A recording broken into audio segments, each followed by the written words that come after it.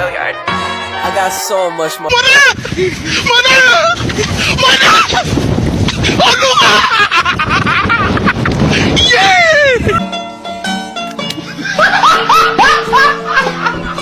Are you ready, kids? Aye, aye, Captain! I can't hear you. Aye, aye, Captain! Oh! Fucking design on right now. Break it down, bring it back, make it clap. I got 3 old thoughts, new block, where that thing. Bitches on my line, and you know. Hai teman-teman semua, di pertemuan kali ini kita akan membahas tentang hikayat. Tujuan pembelajaran hikayat ini adalah agar peserta didik mampu mengidentifikasi nilai-nilai dan isi yang terkandung dalam cerita rakyat hikayat baik lisan maupun tulis. Peserta didik mampu menceritakan kembali isi cerita rakyat hikayat yang didengar dan dibaca. Berikut adalah penjelasan mengenai hikayat. Hikayat.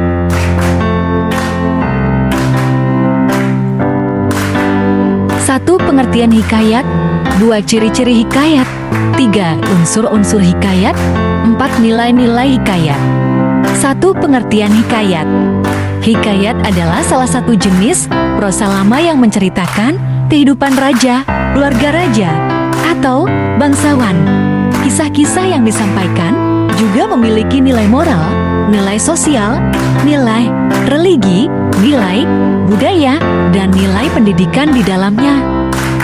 2. Ciri-ciri hikayat. 1. Menggunakan kata arkais. 2. Bersifat istana sentris. 3. Cerita dikisahkan memiliki kesaktian. 4. Dalam penceritaannya terdapat hal yang mustahil. 5. Anonim atau tidak diketahui siapa pengarangnya.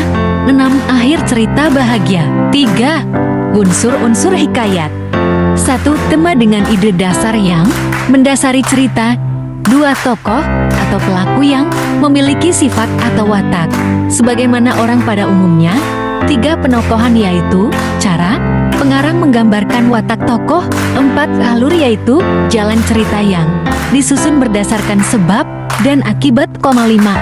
Latar berupa waktu, tempat, dan suasana dalam cerita. 6. Sudut pandang atau posisi pengarang dalam cerita.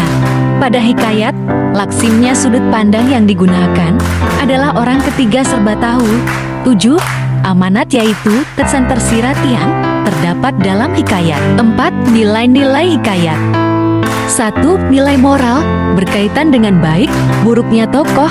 2. Nilai sosial berkaitan dengan sikap tokoh dalam hubungannya dengan tokoh lain. 3. Nilai religi, hubungan manusia dengan Tuhan. 4. Nilai budaya, berkaitan dengan kebiasaan masyarakat saat itu. 5. Nilai pendidikan, berkaitan dengan upaya seseorang mencari ilmu pengetahuan.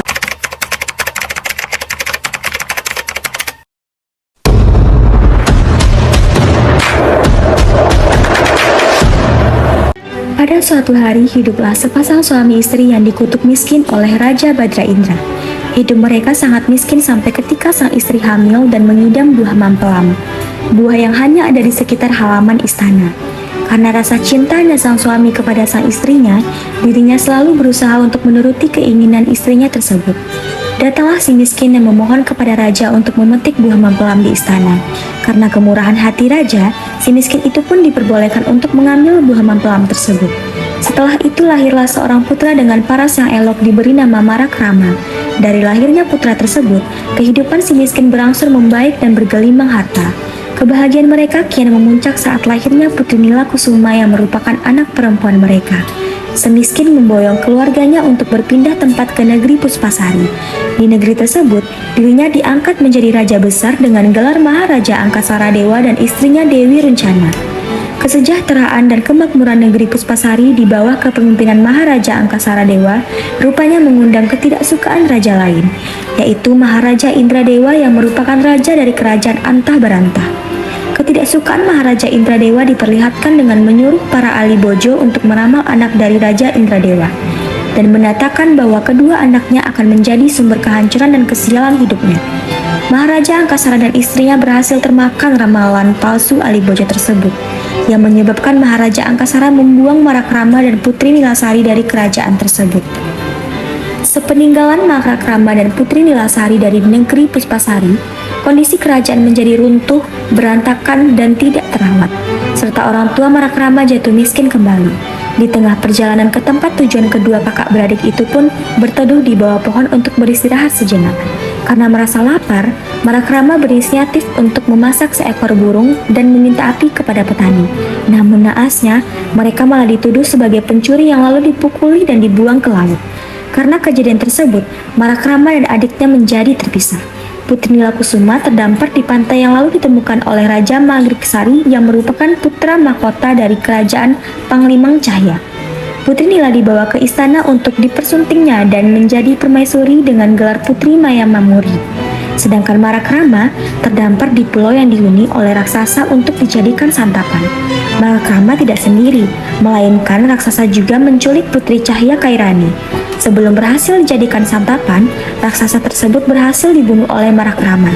Setelah itu, keduanya mencari kapal untuk pergi ke pulau tersebut, dan mereka menumpang ke kapal saudagar untuk menuju negeri Panglingan Cahaya di tempat Putri Kairani Cahyani.